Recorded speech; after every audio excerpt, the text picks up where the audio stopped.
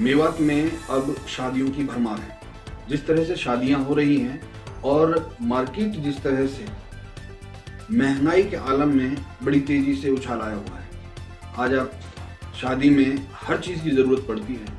सोना चांदी की ज़रूरत पड़ती है, खान पीन के खाद्य पदार्थों की ज़रूरत पड़ती है।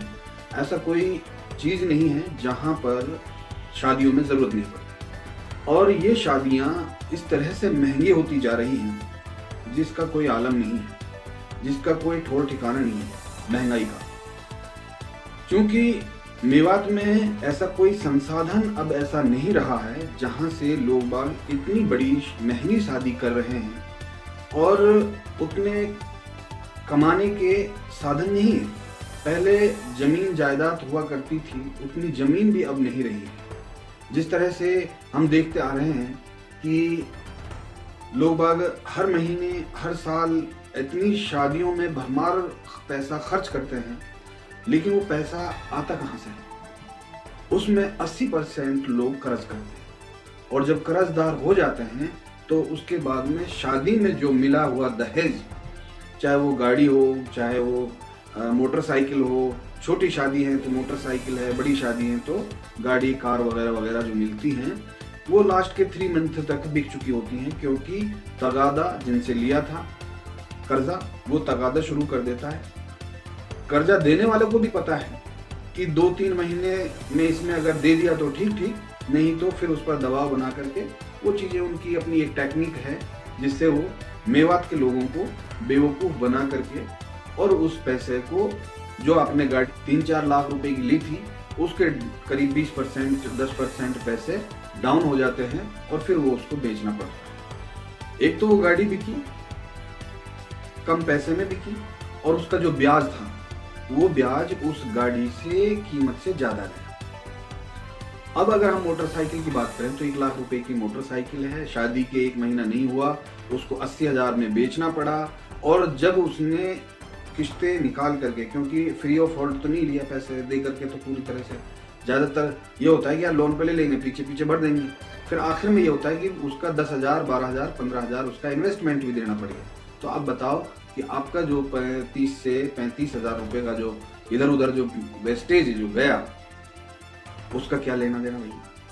तो कहने का मतलब ये है कि मुसलमान हो और निकाह में बहुत सारी आसान चीज़ें हैं जो जिस धर्म को आप मानते हो। इस्लाम धर्म में वैसे मौलाना कह देते हैं भाई सुन्नत तरीके से शादी करेंगे, लेकिन जब शादी की चिट्ठी पहुंच जाती है तो सुन्नत उन्नतों को सब भूल जाते हैं।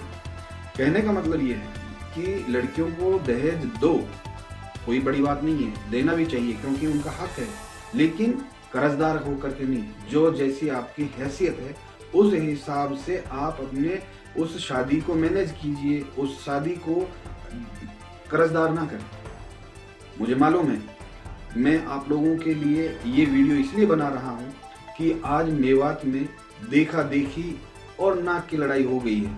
उसने इतने शादी में दिए ये देखा, और फिर उससे बढ़ चढ़ करके नहीं आपने उस शादी को पीटने का जो चांस था उसको 10,000 20,000 50,000 रुपये फालतू कर्ज करके नहीं आपने दिया कि उससे उसकी शादी पीट दी। भैया कोई किसकी शादी पीट रहा है, कोई किसकी शादी पीट रहा है, आप तो कर्जदार हो रहे हैं।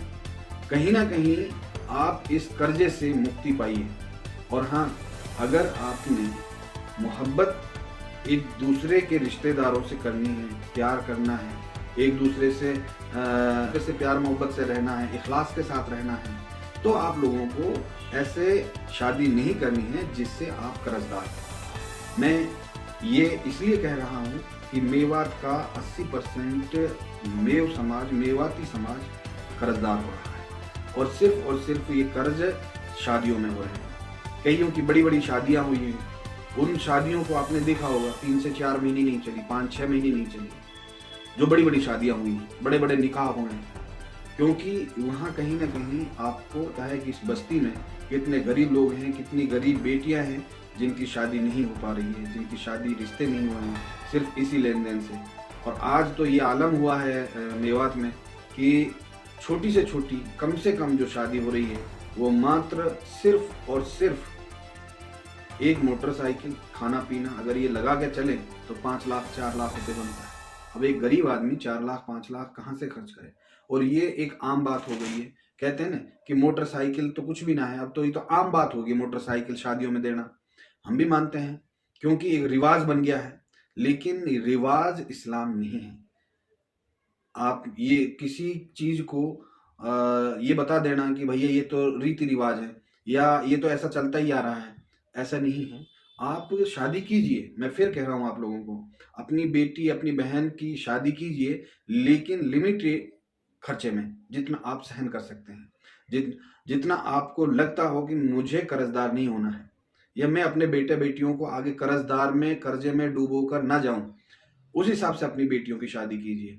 और हाँ, किसी बेटी वाले को आप अफोर्स उस पर दबाव मत बनाइए कि मुझे यही चाहिए।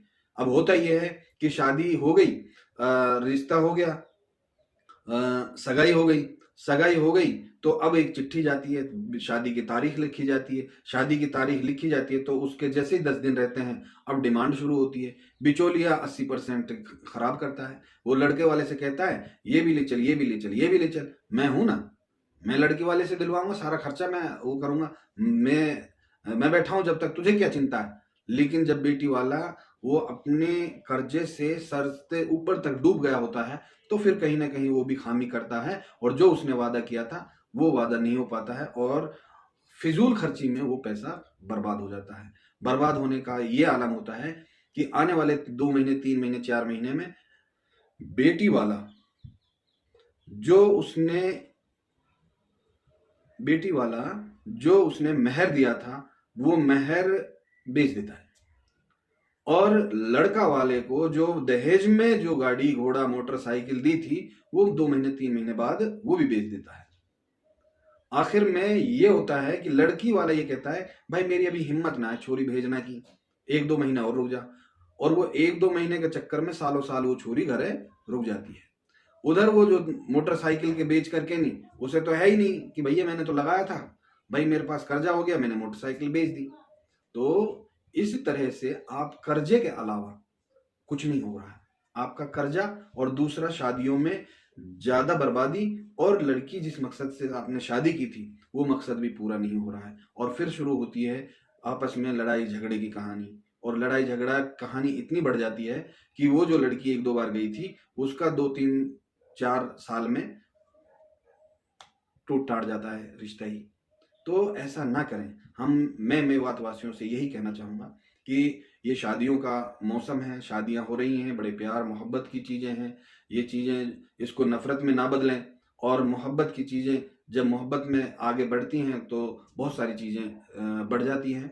और नफ़रत को हमेशा छोड़िए, एक दूसरे को छींटा कसी से छोड़िए, एक दूसरे को कम आंकना छोड़ दीजिए, उनसे आपस में परस्पर जो एक मोहब्बत होती है वो कायम कीजिए। आप लोगों को ये वीडियो अच्छी लगी तो शेयर जरूर करें, क्योंकि आपके आसपास रिश्तेदारी में शादी ब्याह होने वाले हैं, उनको भी लगे कहीं ना कहीं मेरी इस वीडियो से अगर कुछ लोगों में जागरूकता आती है और वो दीन के रास्ते में सुन्नत तरीके से शादी करते हैं तो ये मेरे लिए बहुत बड़ी बात होगी। बहुत बहुत शुक्रिया, धन्यवाद।